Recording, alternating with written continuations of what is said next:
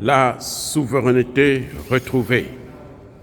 Le Mali est en train de nous montrer qu'on peut retrouver notre souveraineté, qu'on peut la reprendre dans les mains des prédateurs occidentaux.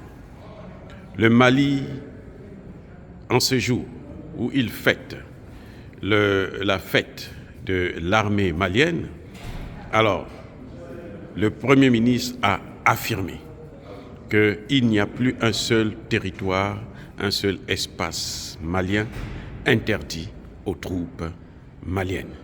Les troupes maliennes peuvent aller maintenant sur l'ensemble du territoire. Donc, le territoire malien est reconquis et récupéré et sous contrôle.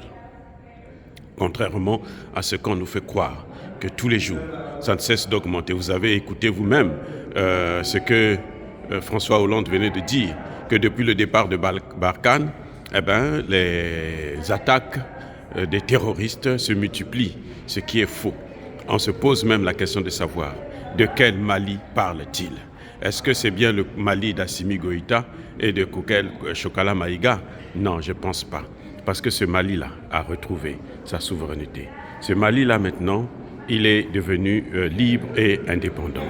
Ce Mali-là, c'est le Mali de Modibo Keïta qui est en train de reprendre, de revenir en force. Ce Mali-là, c'est le Mali qui a prouvé au monde entier qu'un pays africain peut vivre sans l'aide extérieure, que l'aide au développement ne sert à rien, que l'Afrique peut se débarrasser. L'Afrique peut vivre sans l'aide au développement, sans l'aide des pays occidentaux. Voilà, c'est cette aide-là qui permet à ce que les pays occidentaux puissent nous faire le chantage. Le Mali aujourd'hui est en train de montrer qu'on n'a pas besoin de cette aide-là pour se développer, pour s'en sortir. Il reste maintenant le plus grand pilier, le dernier pilier de la France-Afrique au Mali. En tout cas, celui qui est pour l'instant le dernier, parce qu'après il faudrait attaquer aussi la culture, donc la langue, mais celui du franc CFA. Le jour que le Mali va sortir du franc CFA, il abordera, il amorcera la courbe vers le développement du Mali. Oh, bien-aimés frères et sœurs, c'est en ces termes-là que je voudrais vous saluer, que je voudrais vous présenter toutes mes bénédictions, que je demande au Dieu, le Dieu de Kémit, notre Dieu, de déverser des bénédictions sur vous en abondance.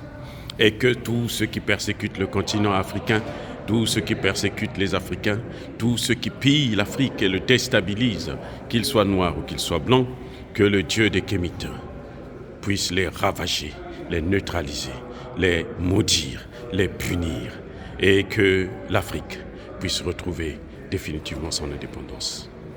Vive l'Afrique éternelle. J'ai dit et j'assume.